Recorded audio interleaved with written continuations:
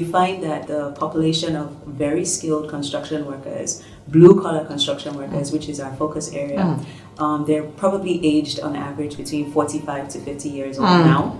And you don't have enough of the younger skilled workers coming on board now to close that gap. Hello, my name is Oare Ehimuea and you're listening to the Experience Pod. The Experience Podcast series discusses the adoption of relevant emerging technologies and trends for impact-oriented professionals and individuals who demand realistic and thought-provoking perspectives on the opportunities and challenges presented by these phenomena in our unique environment. Today's series is aptly titled Engineering the Future Workforce. As we know, upskilling remains an important prerequisite to ensure relevance in this digital economy. It also helps to close the unemployment gap. We constantly hear about Nigerians' need to focus on infrastructure development spurred on by the collapse of critical infrastructure. The disruption team thought it would be important to talk about the construction industry and delve into a less discussed aspect of the industry, education. We have now seen education models emerge predominantly with software companies and now with construction. So today I have with me Oare Ehimuea, the CEO of OPL Academy, whose organization brings this model to the construction space. Welcome, Oare. Thank you, Ada. It's a pleasure to be here.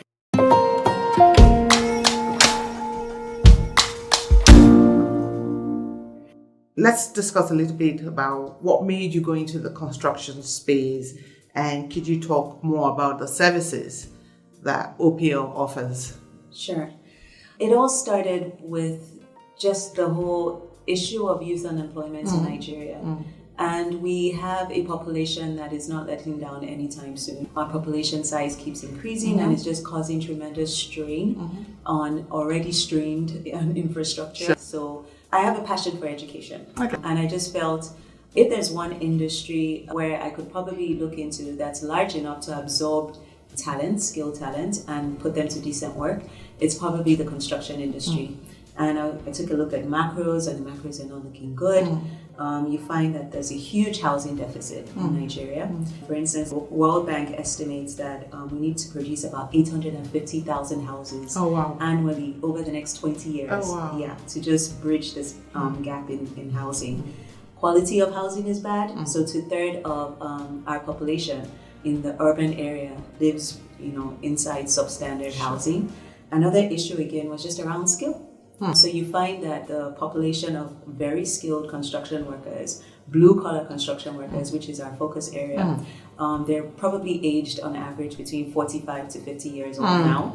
And you don't have enough of the younger skilled workers coming on board now to close that gap. So for us, construction was a no-brainer, especially given my passion for education. And I just feel that if we can address the skills gap, then it could sort of have a domino effect on all the other macros that are looking quite negative at the moment within the industry. As to why we decided to go into this now, I just feel we're sitting on a time bomb. And if we don't address this now, it's going to cause serious issues later. Our mission really is simple. We want to bridge the skills gap in the construction industry and also raise the standard of skills, because we find that education within the sector is so poor. Another issue that we're trying to do as well is put blue-collar construction workers. So these are masons, your carpenters, your electricians, your plumbers. I'm sure you probably have 1,001 stories of them coming to your house and maybe leaving more issues than they met. So we run like a professional ethics program, which is more service-oriented, because at the heart of it all, we believe that these people are servicemen. And we get high potential workers, we upskill them with these professional ethics, and then we connect them to jobs with reputable construction companies. And through our apprenticeship program, they get hands-on training with these companies, and they also get exposed to best practice and like leading technologies. That's fantastic. I think it's about time, really. And it's interesting you mentioned the demographic. As we know, the average youth is probably about 17, I think. Average. Yes. Yeah. Yes, on average. Yeah, and if you're saying that the current industry is tailoring towards 40, 45, then that means it's a complete imbalance there. Yeah. How much progress have we made in building the construction industry in a digital world? So that's a good question. I was reading somewhere that when you think about the construction industry, it's such a large industry, but historically it has not been very innovative.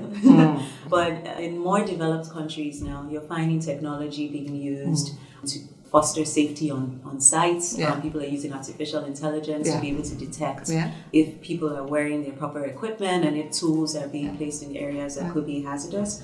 You also find that technology is being used to improve collaboration with team members, to also increase efficiency on projects. In Nigeria, and in the construction space. The gap is certainly widening. So we don't really hear much of AI being used in this part of the world. Yeah. But what we do find is technology being used to foster communication. And you find simple things like emails or WhatsApp being used for client communications. In more sophisticated companies, maybe they might use Slack, which is one of like the emerging team collaboration tools that's being used. For projects, you find softwares are very common, like Autodesk, for instance. You find that many architects or quantity surveyors know how to use these tools. Again, younger companies might opt for easier to use tools like Monday. So it's not exactly a substitute, but you do find that it's really good for tracking. Okay, great. So I know we've talked about upskilling and we've talked about the importance of upskilling. We believe it's only going to increase in gravity with our rising population, like you said, and globalization activities. How do your trainings evolve with global standards, especially with advancement in technology? You've talked a little bit about the tools and software that you currently use. But within the blue-collar construction space, how do you use? I hear WhatsApp, and WhatsApp, I guess, is would be widely used. Not a lot of, correct me if I'm wrong, construction workers will take a sophisticated phone to a site. So how do you upskill these guys, and how do you ensure that there's that synergy with what's happening globally? I think that's a great question, Ada. One of the greatest assumptions we made starting training for blue-collar workers was exactly that. Something as simple as your phone. Yeah. We assumed that all blue-collar workers are probably going to be using phones that don't have features that allow for this. Non-Android phones. But I would say that one of the biggest ways that we've managed to build our alumni base for all the people that we've trained, and we've trained about 100 people. This has been a pilot year. So we've trained 100 workers now, carpenters, plumbers, electricians, and masons, and we hope to close out the year with 300, and we want to increase to 1,000. One of the ways we've managed to just engage our alumni and continue the conversation post-training has been through WhatsApp. So actually about 90-95% of our alumni are on WhatsApp. So they all have phones that allow for this. And this is actually very important for us because when we think about where we're heading to, and again, speaking about technology, we're also looking to create a digital platform that's called Labor Hack. Okay. So Labor Hack is going to serve as an online platform that would connect people who have graduated from OPL Academy to end users. So these could be construction companies, they could be households. But the idea behind that is to give high potential blue-collar workers access to projects on an ongoing basis. Okay. And so we are definitely going to leverage their ability to use smartphones to do that. And you also look at Uber and how many drivers probably had to get smartphones because they decided that it was a tool that they needed to get their job done. But going back to the question, definitely for construction work and for blue collars, because the skills that they need are so hands-on, we have to ensure that we're offering very practical training. And so what we do in the classroom is just a month of training. And it's basically just to expose them to cognitive skills that they need. But the majority of the work is now done on site. So by connecting them to leading construction companies, where through an apprenticeship program, they can get that hands-on training that they need. So we accredit all the construction companies we work with because we need to ensure that they're getting exposed to the right kinds of skills and the right kinds of technology. But within our classroom, we use a lot of videos. And so this is one thing that we find that students really appreciate because it's not something that they're used to having. But we find that it really helps in deepening learning and just creating, fostering engagement. Another thing that we do is for continuous learning, we always encourage them to use shared learning digital platforms. We actually did engage a plumber in our class who learned the basic skills through YouTube. Wow. So we find that they are inclined to learn that way as well, which is very key because if we can build a steady stream of video content that teaches these people, then you'll find that even beyond the classroom, they can always refer to these materials. And social media is another one that's very amazing. So while they're browsing and everything, we encourage them to follow sites where they can keep abreast of like the latest technology and emerging trends. And we also partner with product companies. We find that product companies are willing to leverage our alumni base to teach them about products that they're bringing into the market. That's fantastic. Yeah, and so these are some of the ways that we're using technology to try and bridge the gap. Yeah, that's fantastic.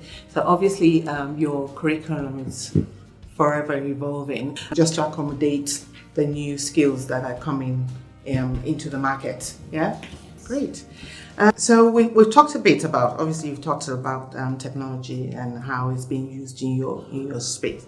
I mean, one of the things we do here at the Experience Center is use emerging technology to reimagine the possible. I know that in the construction industry, rework and under budgeting are common challenges in the construction space.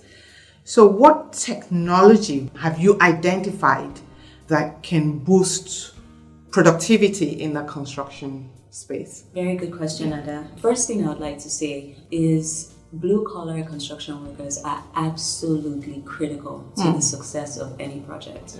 So you can have the brightest architect come up with the most amazing design, but if you don't have blue-collar construction workers that can execute, that design just remains a dream. Agreed. So that's the first thing I would like to point out. And we do identify with the fact that lack of skills within the sector could create a lot of reworks, a lot of failures in the process that could waste a lot of time and money. And technology, especially in the developed countries, is playing a huge role in trying to bridge that gap. You have things like virtual reality. Yeah, and you find that companies abroad use virtual reality to recreate what the space could look like for architects, for instance. So clients come in and then they see the space, they see the colors, they see the layout, and then they decide, yes, this is exactly what I want. They have reimagined the possible. Exactly, they can reimagine. So that way you get closure quickly. And then by the time you do build this out, you find that you have less of that back and forth. Another area that technology is being used is also just with regards to trying to imagine spatial dimensions and also in terms of material planning. Because you find that if you don't get those things right, you will have structural defects. And so you have technology that's being used as well by architects, by people to give you that precision. And so in planning, you find that also that's being taken into account. Here in Nigeria, a lot of the work is still work in progress. It's a heavy investment, and you do find that our wastage levels are tremendously high. Yes, so we do need to bridge the gap in that regard. Sounds great. Do you have any thoughts around, one of the things that we come across when we talk about automation and robotics is more of loss of jobs. What are your thoughts around robotics and automation playing a huge role in your space? Yeah, so this question makes me smile because it's a question that we do ask some of the people that we interview. And every time the response is the same. Yeah, technology can replace what we do. And it's because you still require that human. You do. And I agree. You do. I completely agree. I don't think the technology will ever replace to, completely 100%. the human function for a number of roles, that especially roles that require you to do some kind of cognitive thinking.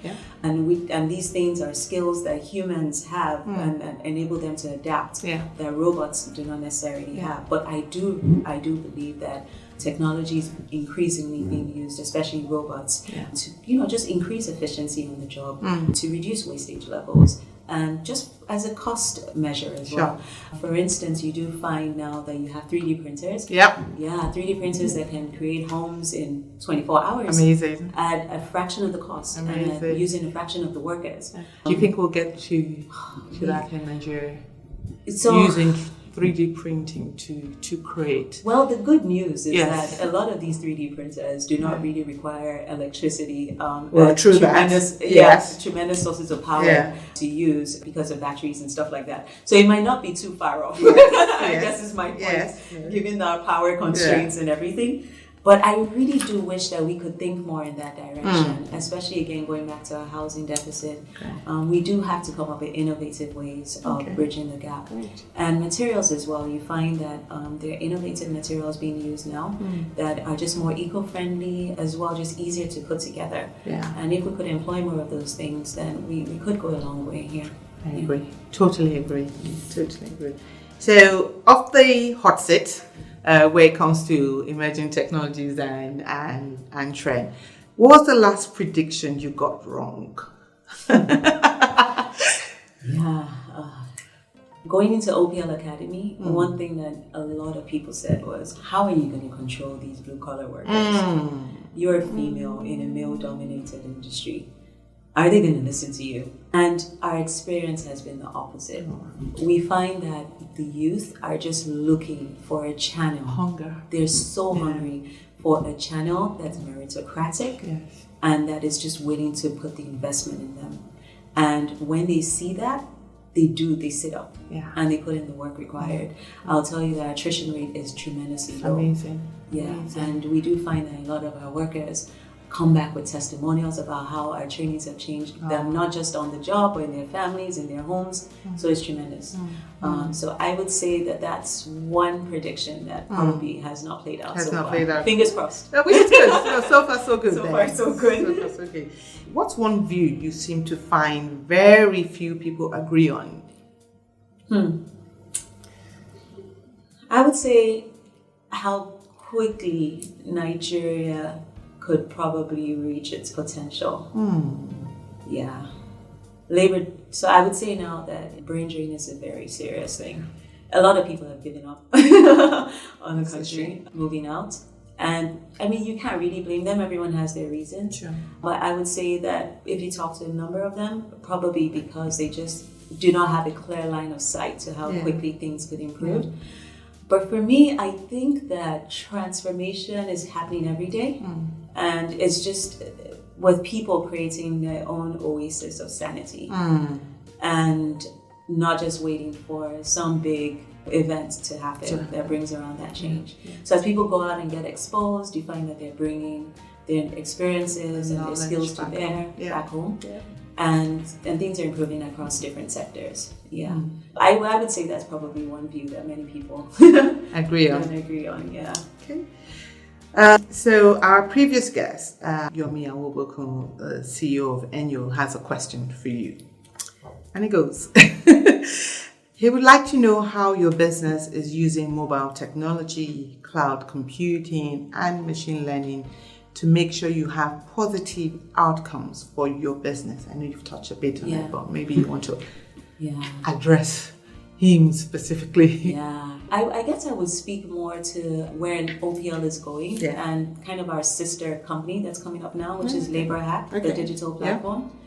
So currently we have a database of about 5,000 construction workers, and these are both blue collar and white collar construction workers. And we use a database, a CRM tool to manage them. So we have all the information right down to their local government area, right? And we're hoping to be able to mine this data to be able to create some kind of map that tells where construction workers are across the country. If we can do that with data lacking in this country, we think it could go a long way in just helping us plan better, especially how to deploy our talent in areas that they're needed the most. I would say with digital technology, again with this platform, we really want to increase the visibility of highly skilled blue-collar workers to the end user. Sure. And that's one way we're using digital technology to do that. Yeah. Great. So finally, we talk about disruption and talk about disruption being interrelated. In that respect, what's one perspective you would like to get from our next guest? And we don't know who the next guest is. We don't know who the next guest is. So we're going to keep it fairly broad. Yes. Yeah. Maybe just simply to know what change means to them and trying to understand that from the perspective of whether it's more around scope, whether it's more around depth, quality. Just trying to understand how people think about change. Again, going back to my previous point about their views, many people's views on Nigeria, yeah, it'll be interesting to know how do people see change and what does it mean to them. Yeah. Fantastic question. Thank you for bringing so much clarity into this space. I mean, it's something that we've deliberated on, and it's funny when we talk about the construction space, we never really think about education, and I think you're doing an amazing job by upskilling and giving people opportunity to better themselves and also better their products. We're all, dare I say, victims of not so great outcomes when it comes to construction. So I think you're doing an amazing job. So thank you so much for your time. Thank you. Thank you.